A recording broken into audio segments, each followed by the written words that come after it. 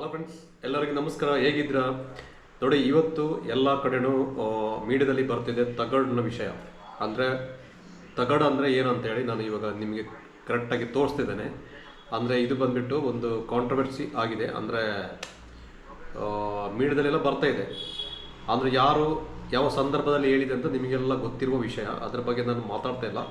ನಾನು ಇವಾಗ ತಗಡನ್ನು ತೋರಿಸ್ತಿದ್ದೇನೆ. ನೋಡಿ, ತಗಡು ಬಂದುಬಿಟ್ಟು ಈ ರೀತಿ ಇರುತ್ತೆ. ನೋಡಿ, ಇದು ಬಂದುಬಿಟ್ಟು ತಗಡು ಅಂತ ಹೇಳ್ತೇವೆ. ಯಾವುದೇ ಒಂದು ಕಬ್ಬಿಣದಂಥ ತುಕ್ಕಿಡಿದ ಇದಕ್ಕೆ ನಾವು ತಗಡು ಅಂತ ಹೇಳ್ತೇವೆ. ಅಂದರೆ ತುಕ್ಕಿಡಬೇಕಂತಿಲ್ಲ.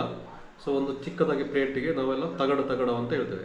ನೋಡಿ, ಇದಕ್ಕೆ ಈ ರೀತಿ ಇರುತ್ತೆ. ನೋಡಿ, ಸೊ ನೀವು ನೋಡಿದ್ರಲ್ಲ, ಇದರಲ್ಲಿ ತುಂಬ ಉಪಕಾರ ಇದೆ. ಈ ತಗಡಲ್ಲಿ ಬಂದುಬಿಟ್ಟು ಇದನ್ನು ಏನು ಮಾಡಬೇಕಂದ್ರೆ, ಕುಳುಮೆಯವರಿಗೆ ಕೊಟ್ಟರೆ ಇದರಲ್ಲಿ ನೀಟಾಗಿ ಒಂದು ಚಾಕ್ ಮಾಡ್ತಾರೆ, ಇಷ್ಟು ಚಿಕ್ಕದಲ್ಲಿ. ಮತ್ತು ಕೆಲವೊಂದು ಇದಕ್ಕೆಲ್ಲದು ಬೇರೆ ಬೇರೆ ರೀತಿಯಲ್ಲಿ ಉಪಯೋಗ ಆಗುತ್ತೆ.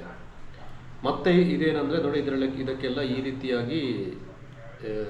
ರೀತಿಯೆಲ್ಲ ತುಕ್ಕಿಡಿತದೆ. ತುಕ್ಕಿಡಿದಂಥ ಒಂದು ವಸ್ತುಗೆ ನಾವು ತಗಡು ಅಂತ ಹೇಳ್ತೇವೆ.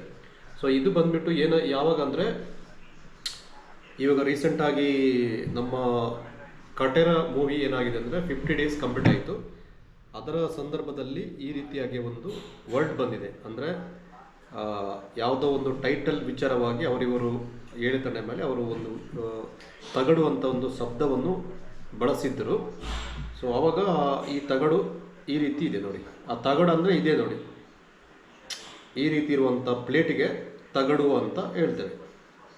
ಸೊ ನೋಡಿದ್ರೆ ಫ್ರೆಂಡ್ಸ್, ಇದಕ್ಕೆ ನಾವು ತಗಡು ಅಂತ ಹೇಳ್ತೇವೆ. ಸೊ ಇದು ನೋಡೋಕೆ ಈ ರೀತಿ ತುಕ್ಕಿ ಹಿಡಿದ ಥರ ಇರುತ್ತೆ. ಇದರಲ್ಲಿ ತುಂಬ ಉಪಕಾರ ಇದೆ. ಇದರಲ್ಲಿ ನಮ್ಮ ಕೃಷಿಗೆಲ್ಲ ಉಪಯೋಗ ಮಾಡೋಕ್ಕಾಗತ್ತೆ.